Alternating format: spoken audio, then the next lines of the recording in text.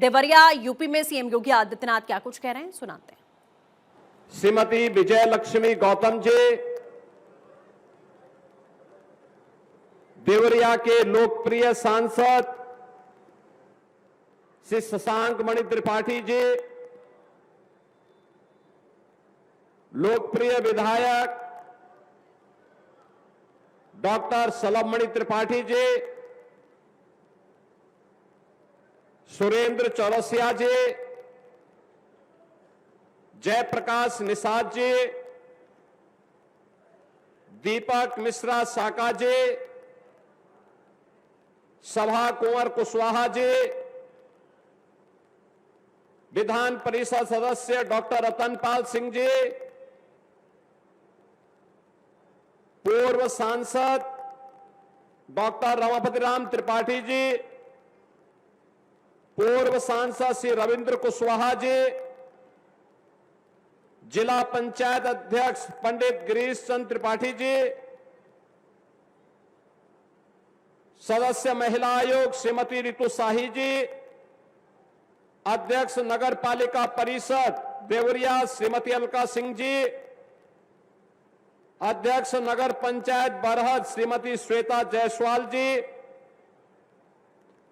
Bharatiya Janata party के क्षेत्रीय अध्यक्ष श्री सहजानंद राय जी, जिला अध्यक्ष भूपेंद्र सिंह जी, भारतीय जनता पार्टी के प्रदेश के प्रवक्ता श्री एसएन सिंह जी और किसान मोर्चा के सभी पदाधिकारियों के नेता बंधु उपेंद्र नाथ सिंह जी, आज के इस कार्यक्रम में उपस्थित भारतीय जनता पार्टी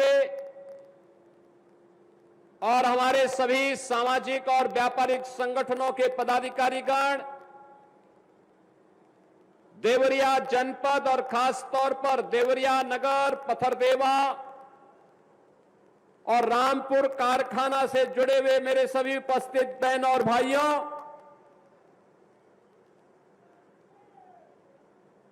पूज्य महर्षि देवराहा बाबा की तपोभूमि और भारत के स्वाधीनता आंदोलन के प्रखर संत बाबा राघव दास की कर्मभूमि के रूप में विख्यात इस देवरिया की पावन धरा को नमन करते हुए इस भीषण गर्मी में तमाम बंदिशों को पार करते हुए इस प्रातःकालीन सभा में आप सबकी उपस्थिति के लिए मैं आप सभी का हृदय से अभिनंदन करता हूं, आप सभी का स्वागत करता हूं। काफी दिनों के बाद आज मुझे देवरिया आने का अवसर प्राप्त हो रहा है और इस अवसर पर 655 करोड़ रुपए की परियोजनाओं की सौगात आज देवरिया जनपद को और खासतौर पर इन 3 विधानसभाओं को मिलकर के आज यहां प्राप्त हो रहा है। इसकी भी मैं आप सभी देवरिया वासियों को हृदय से बधाई देता हूं, अपनी शुभकामनाएं देता हूं। 4 लेन के कारण और कम हो गई है और आप आसानी से इस दूरी को तय कर सकते हैं। देवरिया से फिर ये मार्ग आगे जाकर के बलिया तक जा रहा है। विकास अब रुकने वाला नहीं है। जब मैं पिछली बार आया था तब यहां पर शाही जी ने, सलभमणि जी ने, यहां के हमारे सभी माननीय विधायकों ने कहा था कि हमारी सड़कों को 4 लेन या 2 लेन की होनी चाहिए और हम लोग इस बात को जानते हैं कि बगैर इस प्रकार के सड़क इंफ्रास्ट्रक्चर के, अच्छे इंफ्रास्ट्रक्चर के बगैर विकास हो नहीं सकता और विकास होगा नहीं तो रोजगार नहीं सृजित हो सकता है। हमें अच्छे रोजगार के लिए और रोजगार की इन संभावनाओं को और विकास की गति को फास्ट करने के लिए उसी प्रकार का इंफ्रास्ट्रक्चर चाहिए, अच्छी रोड चाहिए, बेहतर कनेक्टिविटी चाहिए। और इसीलिए हम लोगों ने जो जो भी प्रस्ताव हमारे इन विधायकों ने मेरे सामने रखा, चाहे वह देवरिया से कसिया का मार्ग हो या देवरिया से बरहज का मार्ग, देवरिया के अंदर फ्लाईओवर के मामले हो या अन्य जो भी ब्रिजेज, इन सभी के लिए हम लोगों ने धनराशि स्वीकृत की। और आज मुझे बताते हुए प्रसन्नता है कि इनमें से कुछ कार्यों का आज हम शिलान्यास कर रहे हैं और कुछ का उद्घाटन भी कर रहे हैं। एक शुरुआत है, अंत नहीं है। आपने देखा होगा, यहां सांसद जी कह रहे थे देवरिया में बाईपास बन रहा है। बाईपास के साथ ही अभी एक गति और फास्ट होगी, जब देवरिया से हम लोग कसिया का ये 4 लेन की कनेक्टिविटी दे रहे थे। एक कनेक्टिविटी केवल कसिया तक की नहीं है, याद करना, ये हमारे नॉर्थ साउथ कनेक्टिविटी का पार्ट है। नॉर्थ साउथ कनेक्टिविटी का मतलब पडरौना से लेकर के कसिया, कसिया से देवरिया, देवरिया से हम इसको मऊ लेके जाएंगे, पूर्वांचल एक्सप्रेस वे से जोड़ करके वाराणसी के लिए भी और लखनऊ के लिए भी जोड़ने जा रहे हैं। बहनों और भाइयों, ऐसे ही जब एक कसिया की तरफ जा रहा है तो गोरखपुर से सिलीगुड़ी का जो 4-6 लेन की एक एक्सप्रेसवे बनने जा रही है, उसके साथ जुड़ेगी। और देवरिया वासियों के लिए अगर सिलीगुड़ी जाना है तो अन्य मार्ग नहीं, यहां से सीधे गए 15 से 20 मिनट के अंदर ही आपको देवरिया से वह 4 लेन की कनेक्टिविटी मिलेगी और सीधे आप सिलीगुड़ी तक का रास्ता 6 लेन और 8 लेन की मार्ग से आगे बढ़ा सकते हैं। अच्छी सड़कें हमारी गति को बढ़ाती है और यही गति प्रगति का आधार बनता है। यही गति प्रगति का आधार बनता है। आज से 9 वर्ष पहले कोई सोचता नहीं था देवरिया में मेडिकल कॉलेज बनेगा। और मुझे इस बात पर प्रसन्नता की, अंतःकरण से प्रसन्नता की अनुभूति होती है कि पूज्य महर्षि देवराह बाबा के नाम पर आज देवरिया में, देवरिया का अपना गवर्नमेंट मेडिकल कॉलेज का निर्माण हो गया है और मेडिकल कॉलेज यहां पर अच्छी ओपीडी के साथ संचालित हो रहा है। अभी उसमें बहुत सारे कार्य नए बनने जा रहे हैं। हमने नए डिस्ट्रिक्ट हॉस्पिटल के निर्माण के लिए भी बोला है। जल्दी से जमीन चिन्हित करो, कार्य करो। जनता से जुड़े हुई कोई समस्या नहीं रहनी चाहिए, उसका समाधान होना चाहिए। हम समस्या नहीं देते, हम समाधान देते हैं और समाधान देने के लिए इस सरकार को जनता जनार्दन चुनती है। और उसी समस्या का समाधान करने के लिए आज मुझे आपके देवरिया में आकर के प्रसन्नता की अनुभूति हुई है कि यहां की कनेक्टिविटी को हम और फास्ट करने में समय सफलता प्राप्त होगी। आईटीआई बन रहा है। आईटीआई केवल आईटीआई नहीं है, स्किल डेवलपमेंट का केंद्र होगा। नौजवानों की स्किलिंग होगी, उद्योग धंधों में उन्हें रोजगार मिलेगा, देश में विदेश में उनके लिए कार्य की कमी नहीं होगी। यह आज की आवश्यकता है। और जब हमारे पास अच्छे ट्रेंड मैन पावर होगा तो उसके लिए कार्य की कमी नहीं होगी। यह हमारी अर्थव्यवस्था को भी बढ़ाने में मदद करेगी। बहनों और भाइयों, क्या हाल थे 2017 के पहले उत्तर प्रदेश में? 1 डिस्ट्रिक्ट 1 माफिया, हर जिले में एक माफिया, पर्व के पहले उपद्रव,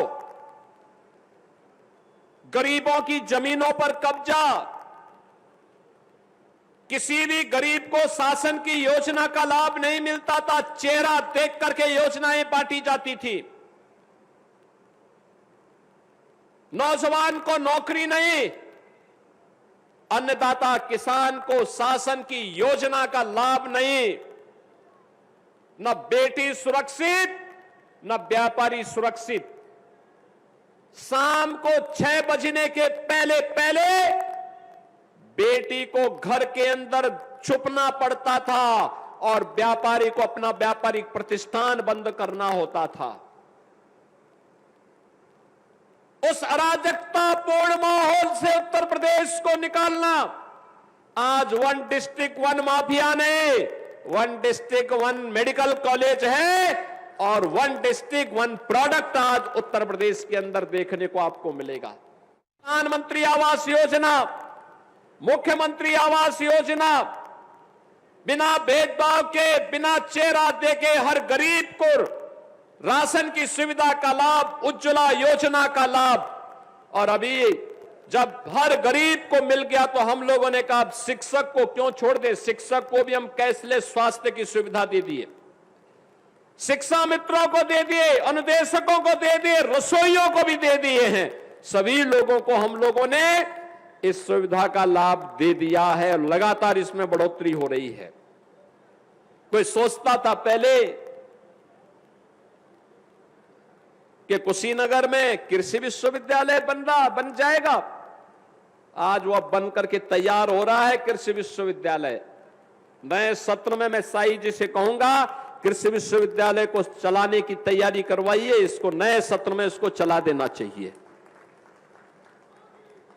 बहनों और भाइयों, ये कृषि विश्वविद्यालय केवल एक भवन नहीं है, हमारे अन्नदाता किसानों को तकनीक के साथ जोड़ करके लागत को कम करना, उत्पादन को बढ़ाना, उसकी आमदनी को बढ़ाना, प्रधानमंत्री मोदी जी के विजन के अनुरूप अपने अन्नदाता किसानों के चेहरे पर खुशहाली लाने का एक अभिनव प्रयास है। और उसी प्रयास का हिस्सा बनने के लिए आज देवरिया में मुझे एक बार फिर से आने का अवसर प्राप्त हुआ है। मैं आप सबको इस बारे में कह सकता हूं, मेरे पास जो प्रस्ताव आते हैं विकास के, क्योंकि मैं बार बार कहता हूं कि देवरिया के लोगों ने तो हम पर उपकार किया। 2022 के चुनाव में यहां की सभी 7 सीटें कमल के चुनाव चिन्ह को समर्पित करके देवरिया वासियों ने भारतीय जनता पार्टी पर एक उपकार किया है। इसलिए विकास का जो भी प्रोजेक्ट देवरिया का आएगा और रुकना नहीं चाहिए, रुकना नहीं चाहिए, किसी भी स्थिति में रुकना नहीं चाहिए। हर हाल में विकास होगा और इसीलिए हम लोगों ने चाहे सलेमपुर का हो, तमकोही का हो, बरहज का हो, रुद्रपुर का हो, जहां के भी विकास की परियोजनाएं रही हो, ये पत्थरदेवा, देवरिया, रामपुर कारखाना, इन विधानसभाओं के साथ साथ सभी विधानसभाओं की इन योजनाओं को आगे बढ़ाने का कार्य। बरहज का मार्ग बहुत खराब था, हमने तत्काल पीडब्ल्यूडी के अधिकारियों से कहा भी आप जाइए वहां, तत्काल वहां पर उस मार्ग के निर्माण के कार्यक्रम को आगे बढ़ाइए। समाजवादी पार्टी के समय मोहन सिंह सेतु के निर्माण के लिए धनराशि थोड़ी सी दी गई, टोकन मनी। आप मुझे बताओ, जिस पुल के बनाने में 100 करोड़ से ज्यादा पैसा खर्च होना है, उसके लिए 1 लाख रुपया देते थे, अधूरा कार्य। हमने कहा पीडब्ल्यूडी ब्रिज कारपोरेशन को हर हाल में उस सेतु का निर्माण समय से पूरा करने की तैयारी करो, पैसा जो लगता है वर्तमान सरकार पैसा देगी। जनता की सुविधा के लिए कार्य होने चाहिए, अनावश्यक रूप से जनता को समस्या नहीं आनी चाहिए। विकास की परियोजनाएं अनवरत रूप से आगे बढ़ेंगी। हर चेहरे पर खुशहाली लाने का काम ये डबल इंजन सरकार कर रही है। नौजवान को रोजगार देने का कार्य डबल इंजन की सरकार कर रही है।